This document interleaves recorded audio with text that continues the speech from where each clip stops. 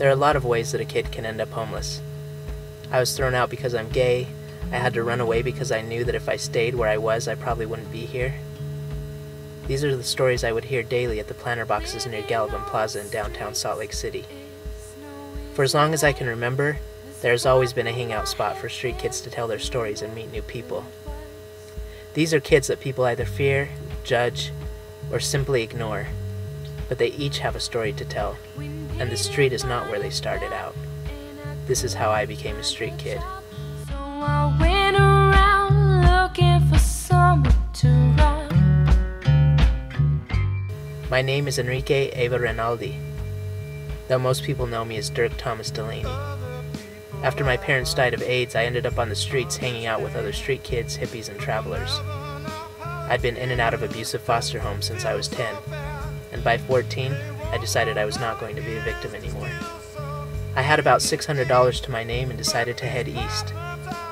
I wanted to go to New York and try my luck as a musician.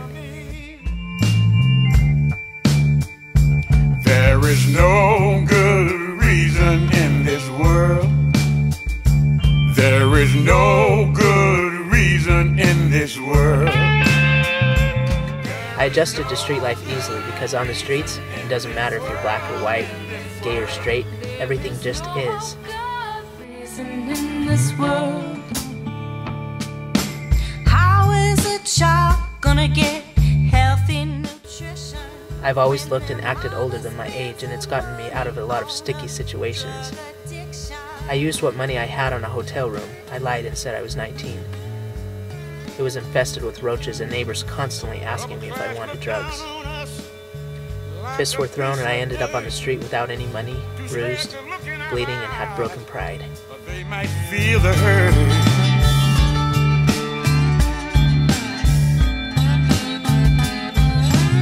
Blessed are the poor, oh how you look. I was able to use this to my advantage though, and finally found a way to make some money and have food to survive. I would take a couple of white friends to a store like Fred Meyer's or Walmart. I would instantly get profiled and followed around, while my friends would grab stuff and dash. Good reason in this world. There is no good reason in this world, Being alone, young, and on the streets is like being a mouse running through a gauntlet of starving cats. It's easier to get into a lot of trouble when you run into the wrong people. That's what happened to me. I went from honor roll student to coke fiend to crackhead to E-tard, a person who uses ecstasy. There's something for everyone at the table. I've always considered myself a smart drug user. Drugs have been a part of my life since birth. I've never thought of myself as addicted to anything, and I never had to do anything messed up to get what I wanted or needed. When you're young and hang out with a bunch of old fogies, it's easy to get the stuff that you want. revolution. Start the revolution.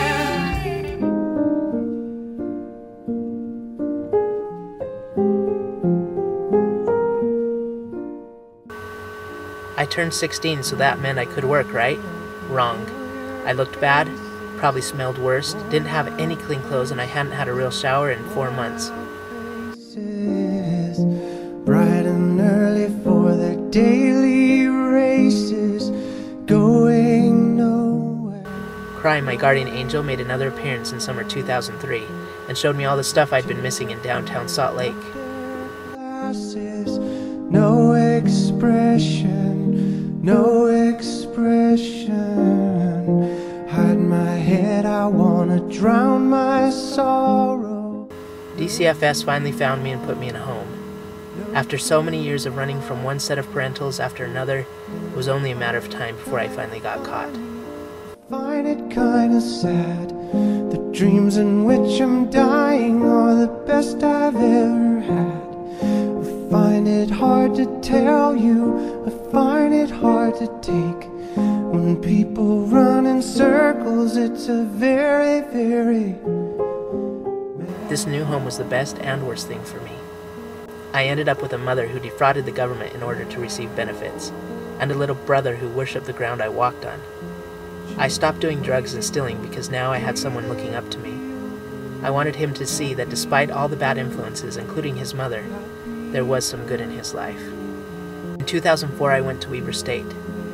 It seemed like things were turning around, but the problem was that I'd been off the streets for less than a year, and I still had that street mentality.